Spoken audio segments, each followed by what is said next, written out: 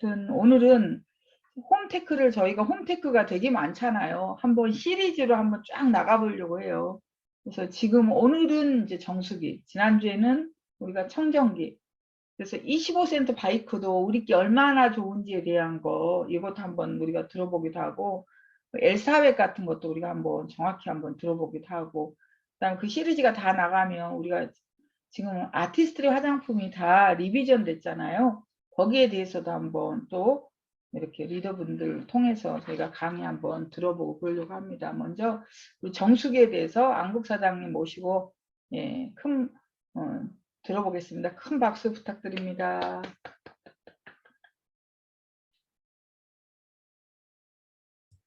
네. 분당 오피스텔이 생기면 정지영 사장님이랑 싸울 때마다 들어가서 자야 되겠습니다. 저러니까 혼난다니까.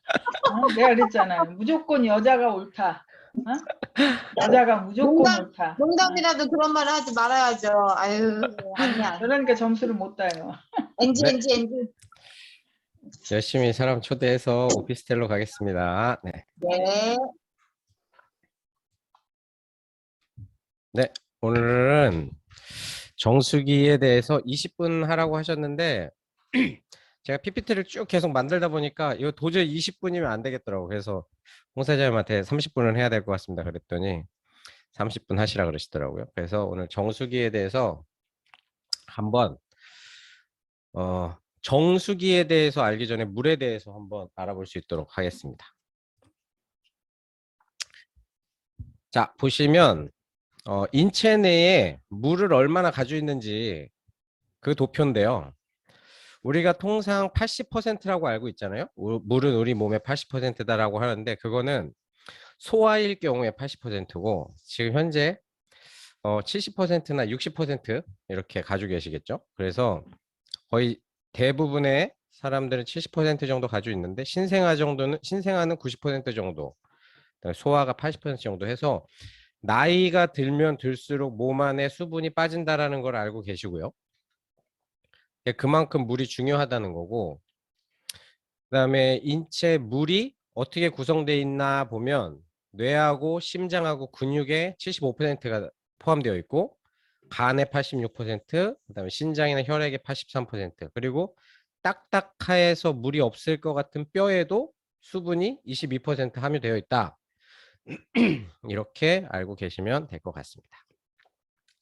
그다음에 물을 마셨을 때 우리가 그 물이 얼마나 빠른 시간에 흡수되는지를 알아보려면 물을 한 잔 딱 마셨을 때 뇌는 한 1분 뒤에 이제 수분이 공급이 되고 혈액은 30초, 그다음에 피부는 10분, 그다음에 심장하고 간하고 신장에는 약 20분 정도의 시간이 지나야 물이 흡수가 된다라는 것도 알고 계시면 이제 물에 대해서 공부하시는데 알 수 있고요. 그다음에 물 섭취 시에 물의 경로, 이것도 보니까 30초가 지나면 혈액에서 1분이 지나면 뇌, 생식기, 그다음에 10분이 지나면 피부, 40분이 되면 한 잔 마셨던 물이 이제 우리 몸을 한 바퀴 싹 도는 시간, 여기 한 40분 정도 되고, 2시간이 지나면 이 우리가 먹었던 물이 소변이 되고, 그다음에 몸속에 있었던 그 물이 완전 제거되려면 1개월 정도가 된다라는 저도 이렇게 공부하면서 알게 된 사실이었습니다. 그다음 체내 흡수물은 위가 약간 가지고 있지만 대장하고 소장이 주로 80%, 20%를 흡수한다라는 것을 알고 계시면 되고요. 그래서 하루에 물은 얼마나 마셔야 할까라는 게 통상 보시면 뭐 2리터에서 뭐 2.5리터 이렇게 먹어야 된다고 하는데 WHO에서 발표한 거는 그냥 체중 곱하기 30ml, 70kg인 사람이 하루에 먹어야 될 양은 2.1리터 정도, 80인 사람이면 2.4리터 정도, 이렇게 먹어야 하루에 물을 충분히 마셨다라고 할 수 있는데, 우리가 과연 하루에 물을 얼마나 마시는지 체크를 해보면 한 500ml, 한 2잔, 또 커피 마셔버리죠. 그건 또 이뇨작용, 커피나 그다음에 뭐 보리차, 결명자차, 녹차, 이건 물이 아니죠. 그건 차죠. 그래서 순수 물을 많이 먹어줘야 된다라는 거를 아셔야 합니다. 그 다음에 이제 물 부족 증상인데, 이 사진에서 보면 우리가 진짜 하루에 물을 2리터씩 먹어야 되는데 전혀 안 먹고 있잖아요. 그렇게 되면 우리 몸이 저렇게 가뭄이 든 것처럼 저런 땅에 만약에 물을 1리터에 2리터의 물을 저 땅에다가 부었을 때 과연 저 땅에서 물이 흡수가 될까요? 그거를 한번 생각해 보시면, 물을 안 먹다가 물을 많이 먹어도 물의 흡수가 잘 안 된다라는 거. 그래서 꾸준히 물을 많이 드셔야 된다. 이거를 말씀드리고 싶고요. 그다음에 우리 몸에 수분이 1%에서 2% 감소되면 심한 갈증이 나타나고, 5% 되면 5%가 감소되면 거의 혼수 상태가 오고, 그다음에 12% 정도 감소가 되면 사망에 이른다. 이런 것도 중요한 팩트. 그다음에 입안이 마르거나 아니면 두통이나 현기증이 자주 있다거나, 그다음에 소변색이 진해진다라는 건 노란색으로, 그다음에 피부, 안구 건조, 그다음에 새벽에 자꾸 깬다라는 거는 내가 지금 수분이 부족하구나라는 거를 알고 계셔야 합니다. 그래서 통상 군 시절에 이렇게 뭐 한 40km 행군을 끝나고 오면 정말 탈수 증상까지 이제 나오니까, 그때 화장실에 가면 정말 소변이 샛노란색, 바카스 먹었을 때 나오는 그런 색이 그렇게 나올 정도로 행군했을 때 하는데, 그때 끝나고도 꾸준히 계속 물을 많이 먹어줘야 피로도 빨리 풀리고 그 다음날 출근하는 데 있어서도 안 힘들었던 그런 몸 상태가 기억이 나기도 합니다. 인체 내 물의 역할은 뭐 다들 아시는 것처럼 산소와 영양소도 운반하고 세포 형태를 유지하고 체온 조절도 하고 장기 역할을 원활하게 한다. 그 다음에 제일 중요한 거는 혈액의 약 알칼리성을 유지한다. 요 파트 기억해 주시고요. 좀 이따 이제 약 알칼리성에 대해서 한번 말씀을 드리겠습니다. 네, 우리 몸에 불순물하고 노폐물을 이제 배출해 주는 거에도 수분이 큰 역할을 하고 있고요. 그다음에 제일 중요한 건 노화 방지. 물을 많이 먹어야 동안을 유지할 수 있다. 이것도 꼭 알아야 될 포인트입니다. 그러면 우리나라의 물 섭취 방법에 대해서 한번 알아보면, 이 세 개 말고 또 있을지는 모르겠습니다. 뭐 끓인 물이나 생수나 정수기 이외에 또 다른 방법으로 물을 먹고 있는 사람이, 뭐 자연인에서 옹달샘을 먹는 사람 빼고는 이 세 가지가 거의 우리 대한민국에서 먹는 물 방법일 텐데, 그러면 끓인 물이 아니면 생수가 아니면 정수기 물이 어떻게 장단점이 있는지에 대해서 한번 알아보겠습니다. 회의 들어올 때 오징어를 먹었더니만 이 오징어가 계속 목에 걸려서. 자, 먼저 우리나라 음용수에 대한 이용 현황은 정수기가 40%, 그다음에 생수가 21%, 수돗물이 4%, 그다음에 뭐 어디 저기 산에 올라가서 먹는 약수물 4%, 기타가 31%가 있는데,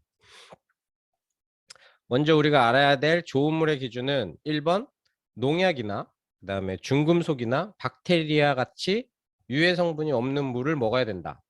맞죠? 그래서 우리가 막 끓여 먹는 거지 않습니까? 보리차를 만들어 먹고. 그다음에 물 안에는 칼슘, 마그네슘, 나트륨 등의 미네랄이 적당히 포함되어 있어야 한다. 이것도 알고 있어야 되고. 그다음에 pH 농도가 7.5에서 8.5 정도의 약 알칼리성 물이어야 한다.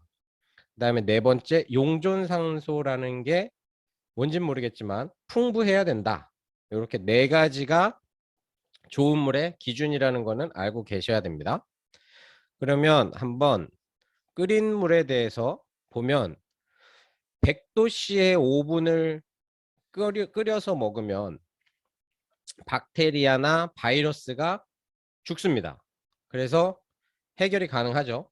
근데 물을 끓여 먹는다고 해서 안 없어지는, 제거가 불가능한 거는 중금속이나 그다음에 발암물질, 그다음에 세균은 물을 끓여도 제거가 불가능한 거죠. 그래서 이제 사람들이 수돗물에서 끓여가지고 먹는 물 대신에 생수를 사 먹거나 아니면 정수기를 사 먹게 되는 거겠죠. 그 다음에 물을 끓이면 물 안에 있는 산소가 다 날아가 버려. 용존 산소가 전혀 없어지는 상태가 되는 거죠. 그래서 끓는 물을 먹는 사람들은 박테리아나 바이러스만 없애고 먹는 사람들이다라고 생각하시면 되고, 근데 문제는 박테리아, 아까 말씀드렸지만 끓는 물에는 중금속이나 세균 발암물질 제거가 불가능하다 그랬잖아요. 근데 문제는 수돗물에 노후 배관 문제인 거죠. 지금 현재 살고 계시는 아파트가 5년 이내에 지어진 아파트다라고 살고 계시는 분 한번 손 들어보세요. 5년 이내. 이은하 사장님? 네, 이은하 사장님은 홍정수 사장님도 조금 배관은 괜찮겠죠. 그리고 나머지 손 안 대신 분들은 아마 5년 이상 되신 분들일 텐데, 그러면 노후 배관이 이 정도 이렇게 썩은 노후 배관에 깨끗한 수돗물이 들어오는 거죠. 아무리 수돗물이 깨끗하다 그래도 수도관이 노후됐기 때문에 우리가 중금속을 먹을 수밖에 없다라는 거죠. 그래서 우리가 물속에 염소가 범인이다라는 책이 있잖아요. 이게 왜 염소가 범인이냐면, 우리가 노후 배관, 그 다음에 수돗물을 어떻게 냄새가 좀 나고 이런 거를 깔끔히 처리하기 위해서 수자원공사에서 우리 정지영 사장님 한창 소실적에 다녔던 그 수도관리사업본부 정수장 이런 데서 염소를 집어넣죠. 왜냐하면 소독을 한다고. 그렇게 해서 수돗물 안에는 염소가 가득 차 있는 걸 우리는 물 데몬스트레이션을 통해 가지고 염소가 있는지 없는지도 확실하게 알 수 있고요. 근데 그 염소가 뭐냐면 아토피나 습진, 그다음에 천식이나 알러지, 탈모, 피부 노화, 두뇌 발달 저해, 비타민 파괴, 각종 질병의 주 원인이라는 거죠. 그래서 저도 이번에 아메에서 새로 나온 뭐죠? 샤워기도 쓰고, 그다음에 이번에 수도꼭지까지 나왔잖아요. 그래서 그거를 다 해서 염소를 없애는데 최대한 노력을 해야 된다. 일단 그렇게 해서 염소를 최대한 없애려고 노력을 하면서 생활을 하고 있고요. 염소 소독법이 비용이 싸서 우리나라에서 선택하는 방법이고, 그다음에 저렴하고 지속력도 강하고, 하지만 이 염소가 오염물질과 결합을 하게 되면 발암 물질인 트로알로메탄이라는 게 생긴다라는 거를, 이 물속에 든 염소가 범인이다라는 책을 한번 읽어보시면 수돗물에 대해서 불신을 갖게 되는 그런 책이지 않나 그렇게 생각이 됩니다. 그래서 염소에 대해서, 그 다음에 PFOA, PSOS 해서 과부라 화합물이라 그래서 다크워터스 지난번에 한번 저희 그룹끼리 가가지고 영화를 한번 봤는데, 그 영화를 꼭 한번 보시면 PFOA가 뭔지, 과부라 화합물 때문에 환경 호르몬인 거죠. 이게 얼마나 위험한 건지에 대해서도 알 수 있고, 최근에 이제 PFOS라는 이 과부라 화합물을 알게 되니까 아메이에서 후라이팬 몇 달 전에 나왔을 때, 그때도 딱 보니까 과부라 화합물 사용 안 하는 후라이팬 이렇게 해가지고, 후라이팬에서도 그 코팅을 PFOA를 코팅 물질로 발라가지고 안 한다. 어떤 주조라 그러나요? 주조 공정을 통해 가지고 했을 때 과부라 화합물이 없는 후라이팬이다. 뭐 이렇게 알아야 조금씩 보이기 시작하더라고요. 보면 수돗물 사태로 대구 수돗물에 신종 발암물질이 다량 검출됐다. 과부라 화합물 정수 과정에서 급증됐다. 이런 또 뉴스도 나오고요. 그래서 대구에서 리더들이 많이 나온 거 아닌가. 대구에 물이 항상 문제가 많습니다. 그래가지고 대구의 리더들이 정수기로 다이아몬드 가신 분들이 많지 않을까. 두 번째 보면 요거는 시뻘 건물 3주 동안 씻고 마시라고 해가지고 인천 서구에서도 붉은 수돗물 현상 최근에 한번 나왔고요. 그 다음에 인천에서 유충 수돗물 나온 것도 알고 계시죠? 그래서 인천 수돗물이 또 장난 아니기 때문에 이제 인천에 살고 있는 제가 이제 다이아몬드가 될 때가 되지 않았나. 이제 정수기를 비고 자고 있긴 한데, 네. 그래서 다이아몬드를 준비하고 있고, 2018년도에 그래서 대구에 이제 생수가 없는 거죠. 생수가 수돗물을 이제 못 먹겠다.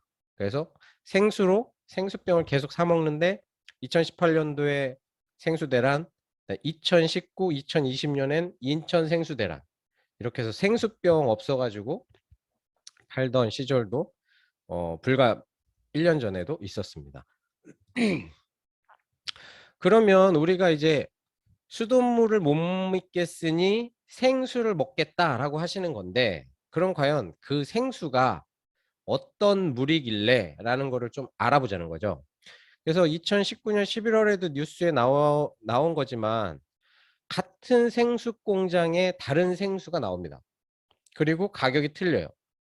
이게 무슨 말이냐면 물은 똑같은데 어디에 납품을 그 물을 어디에 납품하냐에 따라서 이거는 뭐 풀땡땡 아니면 뭐 이거는 뭐 다른 뭐 아이땡땡 뭐 이렇게 나오는 곳은 똑같은데 어떤 우리가 그 화장품이 좀 그렇잖아요. 화장품이 만드는 곳은 똑같은데 이렇게 테이프를 뭘 붙이느냐에 따라 가지고 이거는 뭐 아모레퍼시픽이 될 수, 이거는 뭐 헤라가 갈 수 있고 이런 식으로 그런 식으로 생수가 지금 만들어지고 있다라는 거를 뉴스팩트에서 한번 조사를 해본 적이 있었는데 우리나라 생수 브랜드가 약 300개 정도 된답니다. 300개 정도 되면 여기서 중요한 건 수원지라는 게 이제 물을 뽑아서 생수 브랜드를 만들어야 되잖아요. 그러면 우리나라 수원지가 300개가 되면 각자 다른 물이 될 거잖아요.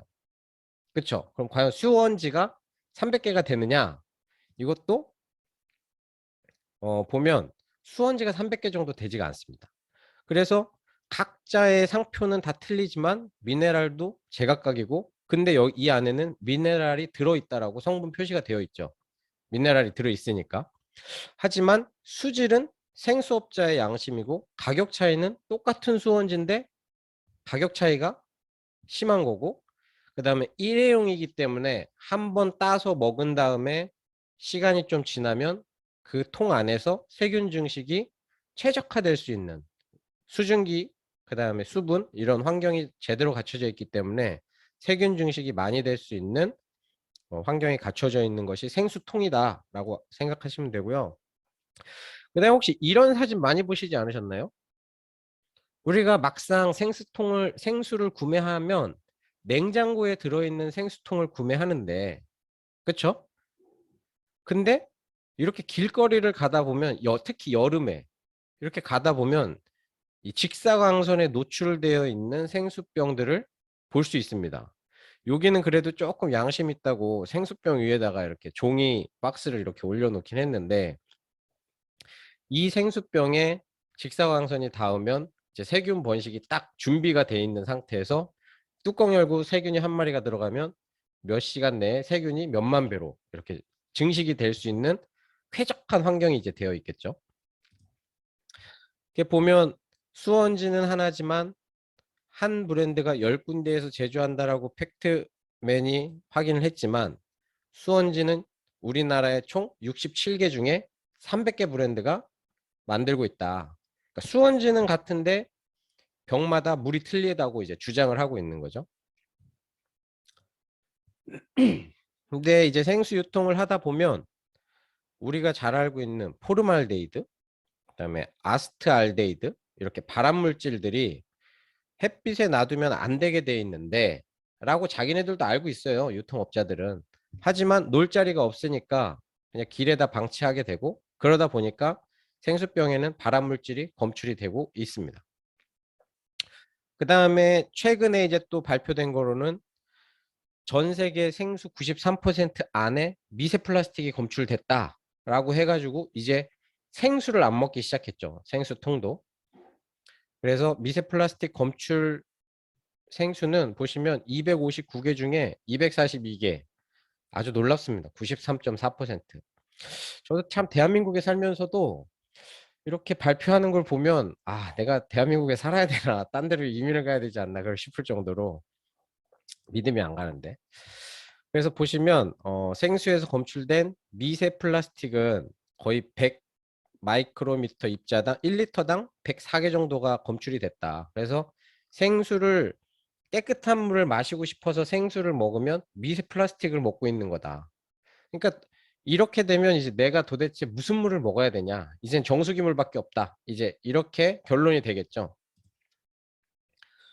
그다음 요거는 생수에 대한 세균, 마시다가 남긴 생수 하루만 지나도 세균이 득실득실하다. 이건 이제 최근 뉴스에서 나온 거고, 실제 테스트를 해보니까 한 마리가 따자마자 하루가 지나면 42,000마리로 증식되어 있는 이런 세균 증식을 볼 수 있습니다. 그래서 일회용 물은 세균 증식, 그 다음에 수원지가 문제, 그 다음에 미세 플라스틱, 그 다음에 햇빛으로 인한 발암 물질, 이렇게 해서 문제가 될 수 있다는 걸 알고 있죠. 그럼 이제 끓인 물, 수돗물 했고, 그 다음에 생수 했고, 이제 정수기에 대해서 이제 해보면 되겠습니다. 자, 정수기 보급률이 약 55%에서 60%, 2조 5천억 원의 시장 규모를 가지고 있답니다. 그래서 약 6만 대 보급 중에 연간 200만 대를 판매하고 있답니다. 정수기가 이제 수돗물도 못 믿고 생수도 못 믿으니 정수기 시장이 발전할 수밖에 없죠. 그래서 정수기를 보면 이제 정수기 이용률이 40% 되는데, 최근 정수기를 보면 최근 정수기 광고에서 우리는 직수다, 우리는 스테인레스로 한 방에 통째로 바꿔준다, 뭐 이제 그렇게까지 하고 있는데, 한번 정수기의 정수 방식에 대해서 한번 알아보면, 정수기는 간단하게 역삼투압 방식이냐, 중공삼압 방식이냐, 압축 활성탄 방식이냐, 이렇게 세 가지로 나눌 수 있습니다. 그럼 이제 빠르게 넘어가면, 역삼투압이라는 거는 강한 압력을 넣어가지고 이 빨간색, 요게 이제 필터가 되는데, 이 미세한 필터에 압력으로 물을 밀어 넣는 방법이죠. 그러다 보면 중금속이나 질소 등 유해 물질이 완벽하게 차단이 됩니다. 다 걸러주는 거죠. 근데 단점은 우리 몸에 좋은 미네랄까지 제거가 된다라는 게 단점이고요. 이해가 쏙쏙 되시죠? 그 다음에 미네랄을 조금 얘기해 보면, 우리 몸의 약 한 4% 정도를 차지하고 있는 게 미네랄인데, 이 미네랄이 아는 겁니다. 뭐 셀레늄, 아연, 인황, 칼슘, 마그네슘, 나트륨, 칼륨. 근데 이 4%를 차지하는 이 미네랄이 수분은 우리 몸에서 10%가 부족해도 우리는 살 수 있는데, 여기는 1%만 떨어지더라도 바로 사망에 이르는 그런 중요한 성분이고요. 그래서 우리 미네랄을 정말 유지를 잘 해야 되는데, 보시면 역삼투압은 미네랄이 없어진 물이기 때문에 산성화가 진행이 되고, 공기 중에 뭐 이산화탄소를 우리가 흡수하게 되면 물의 산성화가 가속이 된다, 뭐 이렇게 이제 박사님이 말을 해주시는 게 있는데, 그게 무슨 말이냐면 역삼투압 방식의 정수기 물을 이제 전기 분해를 해보면 유해 성분과 유익 성분이 둘 다 아무것도 없다라는 거를 이렇게 보여주는 실험입니다. 전기 분해 실험을. 그리고 역삼투압은 강한 압력을 밀어야 되기 때문에 버려지는 물이 너무 많은 거죠. 우리가 1리터를 먹기 위해선 3.5리터의 물을 버려야 하는 어떤 물 과소비, 이런 방식이 있고요. 그래서 역삼투압이라는 거는 한번 보시면 정수기 나오는 물이 있고, 그 다음에 흐르는 물이 또 이렇게 호스가 두 개가 있습니다. 그래서 물을 틀 때 줄줄줄줄 물이 나오거든요. 이게 불과 한 4년 전에 저희 부모님이 먹고 있었던 정수기였습니다.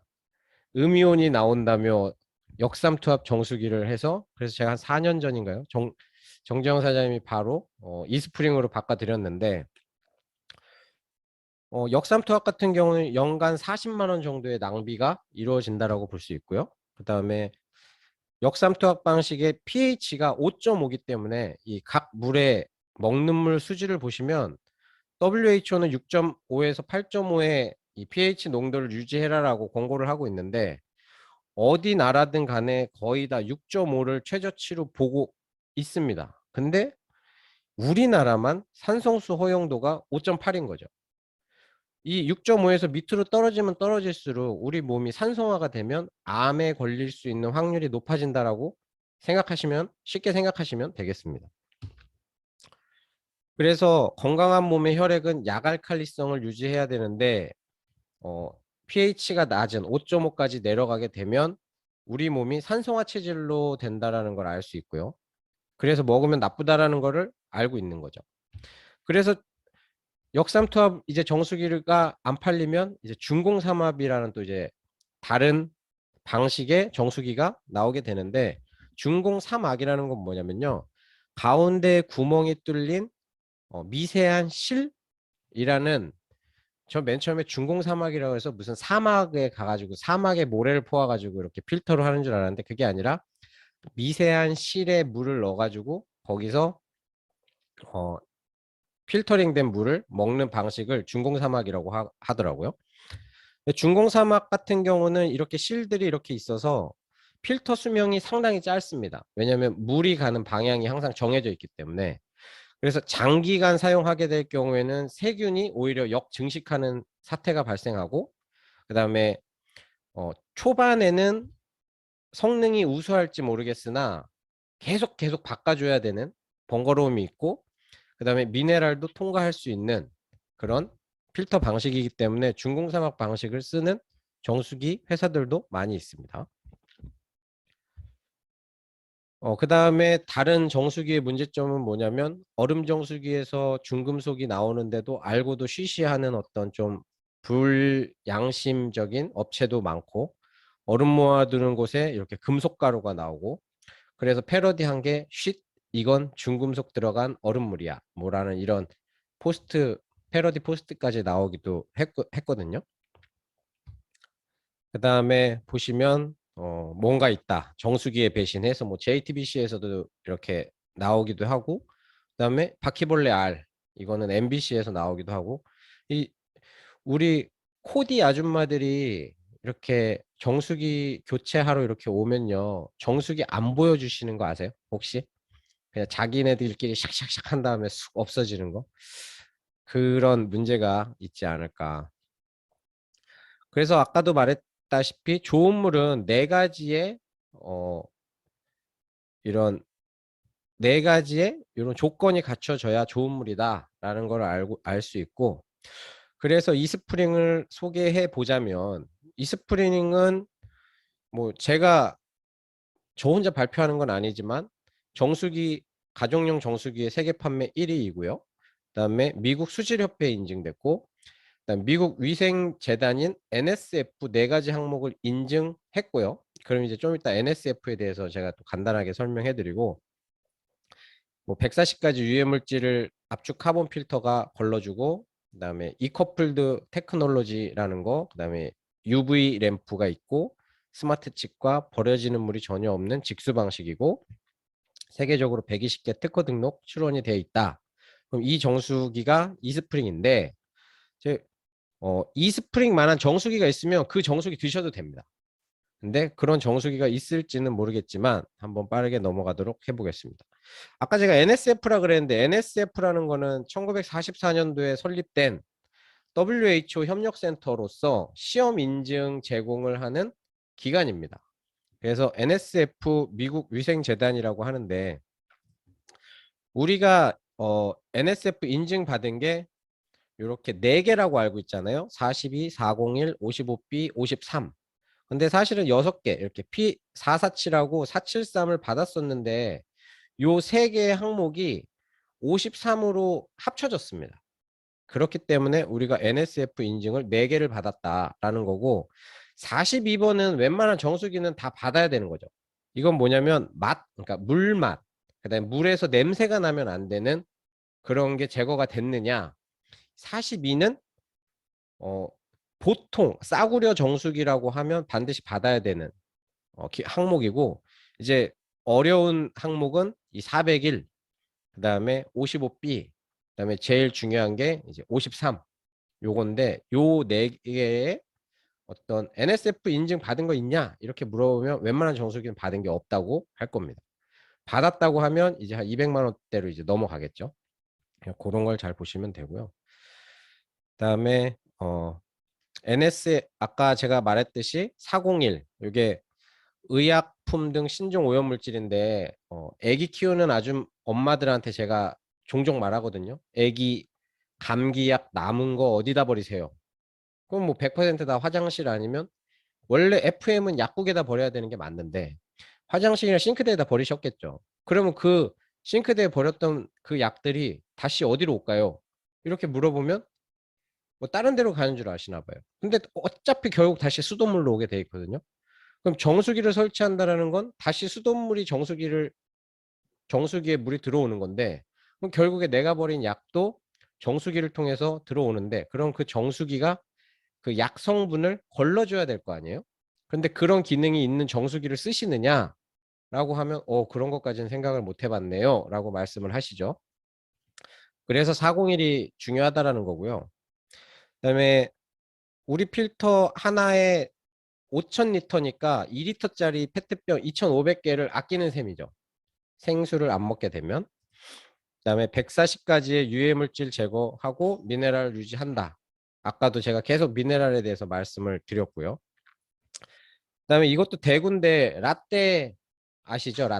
라떼강 이런 것도 지금 53번에서 걸러줄 수 있는 정수기다. 그래서 대구에서 이스프링이 많이 팔렸었다라는 거를 그래서 아까 계속 말씀드린 거고, 그다음에 우리 이제 바이러스가 이스프링에 이제 들어오게 되면요, 바이러스를 마지막에 UV 램프가 물에 쬐주면서 박테리아와 바이러스를 못 움직이게 비활성화된다 그러죠. 비활성화가 돼서 이제 밖으로 나가게 되는 UV 램프까지 설치가 되어 있다. 그래서 이렇게 기능이 되어 있는 정수기를 사 드셔라. 이스프링이 아니어도 된다. 그래서 알아보셔라. 이러면 이스프링 정수기가 쉽게 나가는 걸 알 수 있습니다. 또한 한 달 전기요금 1시간 동안 틀었을 때 640원. 근데 정수기 몇 번 트세요? 1시간 동안 정수기 작동하시나요? 쌀 씻고 야채 씻고 설거지를 이스프링으로 해도 1시간을 못 틀겠죠. 그래서 한 달 전기요금은 한 200원 정도 되지 않을까 그렇게 생각이 됩니다. 그리고 이스프링은 직수 방식이기 때문에 버려지는 물이 없고, 그래서 최근에 정수기 업체에서도 직수 방식을 이제 많이 채택하고 있는데, 이제 배관에 문제가 이제 있다라는 걸 또 뉴스에서 많이 확인하고 있고요. 그다음에 저 스마트 칩, 우리 이스프링 필터는 언제 필터가 교체가 돼야 되는지 남은 수명 체크해주고, 그다음 이상 발생이 있으면 여기에 빨간색 불이 들어오고, 그다음에 필터 안에는 또 칩이 들어 있어서 필터를 들고 AS 센터에 가면 필터 안에 있는 데이터, 우리가 수도 꼭지를 그 정수기 꼭지를 몇 번 틀었었는지, 몇 리터 사용했는지, 그다음에 며칠 사용했는지에 대해서 데이터를 AS 센터에서 바로 받으실 수 있습니다. 점심시간에 가시면 약간 기다리셔야 되고요. 토요일, 일요일 날 가시면 월요일 날 나옵니다. 네, 그거는 참고하시면 될 것 같습니다. 그래서 여러분들이 우리가 먹어야 되는 물이 과연 좋은 물을 먹어야 되냐, 아니면 얼음 나오고 찬물 나오고 뜨거운 물 나는 편안한 물을 먹어야 되겠느냐, 이거는 여러분이 선택하시면 되겠죠. 이렇게까지만 말해주면 이스프링을 선택을 안 할 수밖에, 선택할 수밖에 없다라는 것을 아시고 당당하게 알리시면 될 것 같습니다. 네, 이상으로 강의 마치겠습니다. 네, 감사합니다. 명강이시고, 아무튼 그러니까 사실은 우리가 커피 한 잔 쉽게 사 먹잖아요. 커피 사 먹으면 3,000원에서 싸면 3,000원에서 비싸면 5,000원까지 이렇게 하는데 그 정도 가격도 아닌 거 가지고 우리 온 식구들이 건강할 수 있는 물을 먹을 수 있다는 것.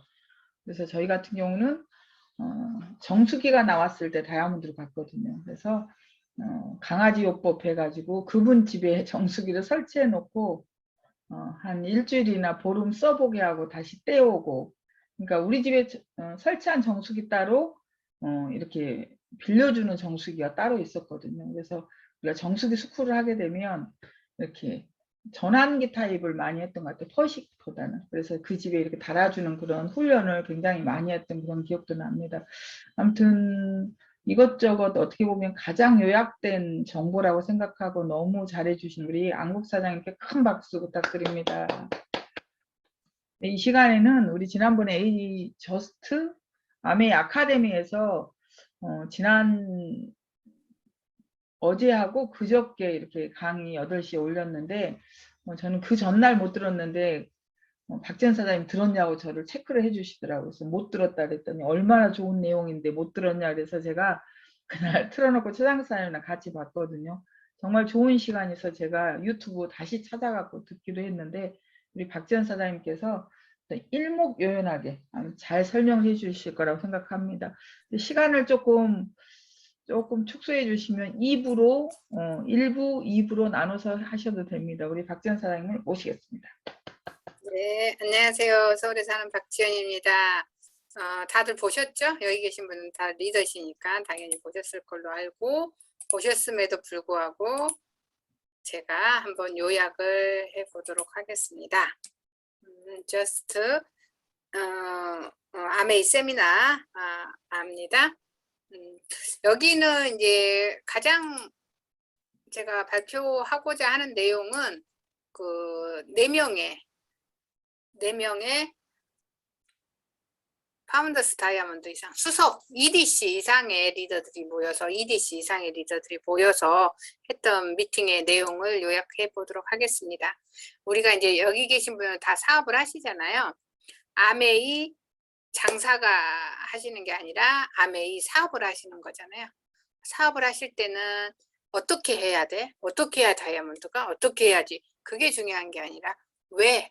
why가 가장 중요하다고 저희도 잘 알고 있지만 여기서도 역시 WFEDC, 뭐 EDC 이런 분들이 가장 중요시 생각하는 게 why라는 말이었어요. 왜 중요한다는 거. 우리가 사업 설명을 이제 누구든지 다 들어서 이 자리에 오셨잖아요.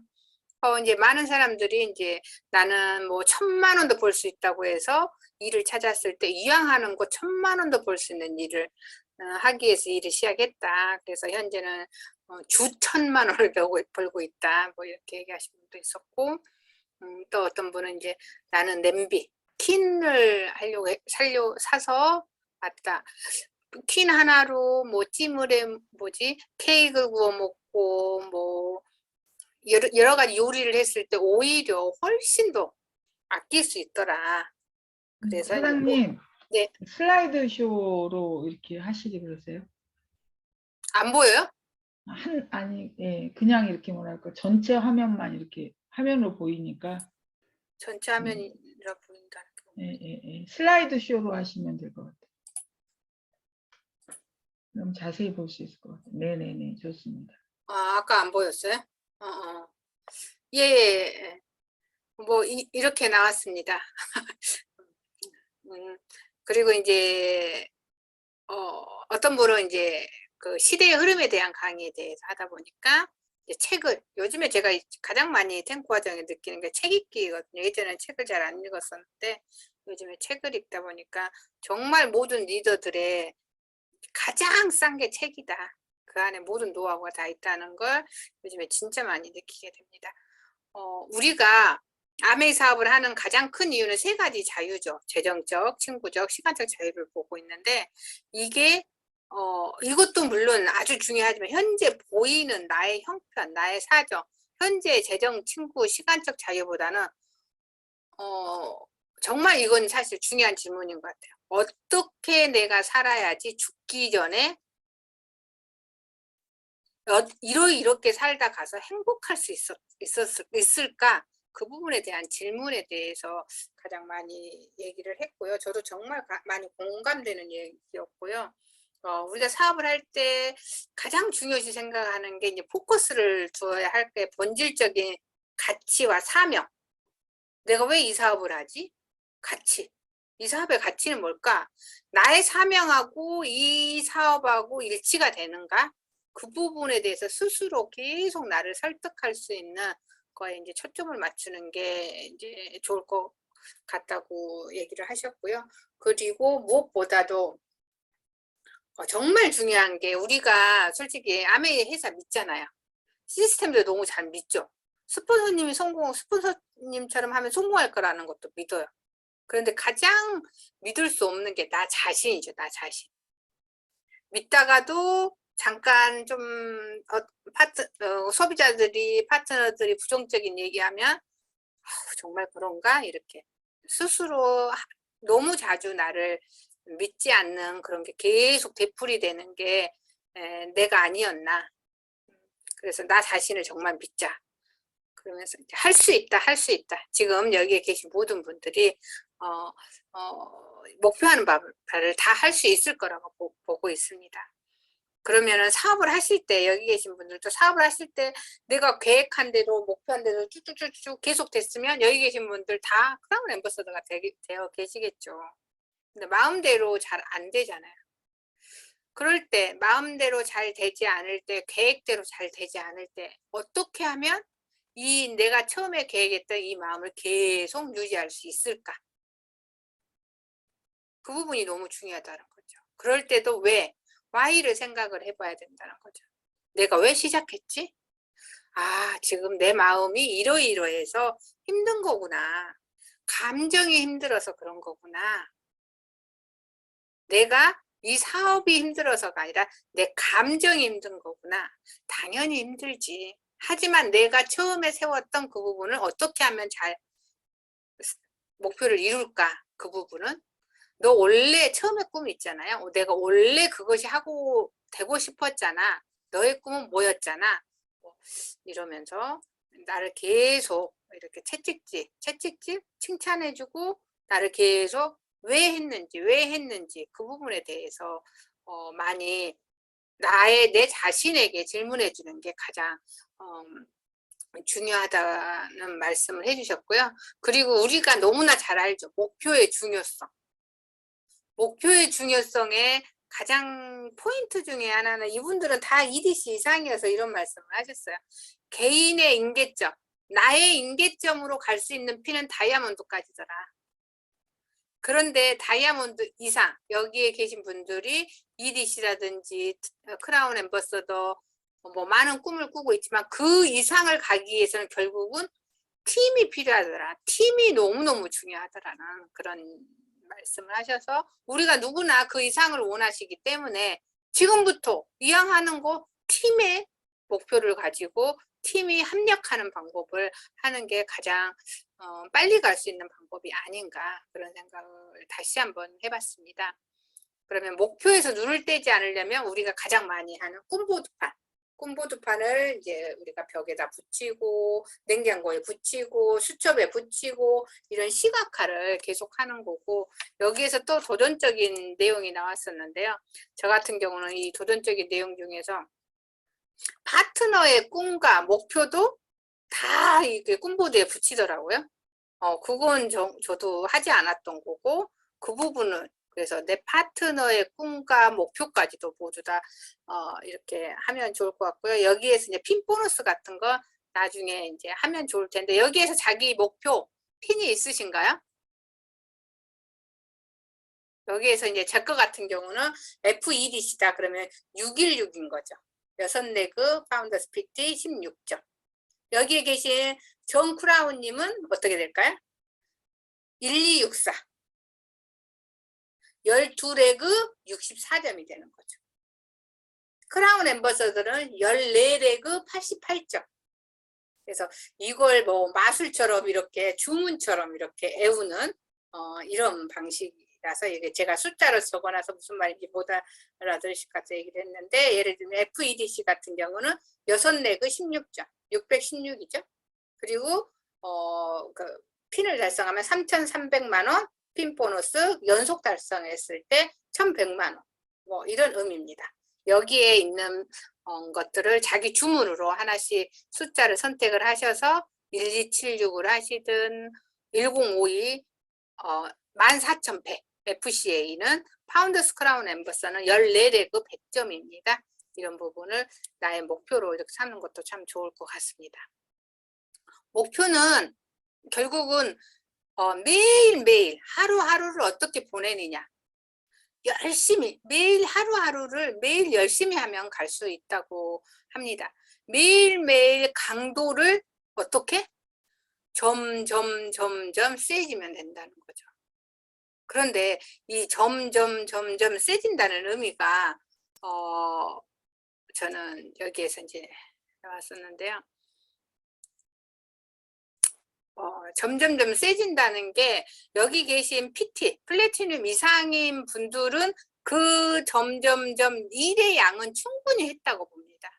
일의 양은 충분히 했는데 그 강도를 올리기 위한 건 결국은 내 마음이 에너지를 얼마나 썼느냐. 내가 하루에 만나는 숫자, 뭐 움직이고 제품 전달을 하고 전화하고 그 숫자는 거의 비슷할 거예요. 그런데 어떤 사람은 결과를 내고 어떤 사람은 결과가 더딘 이유는 그 강도라는 거죠.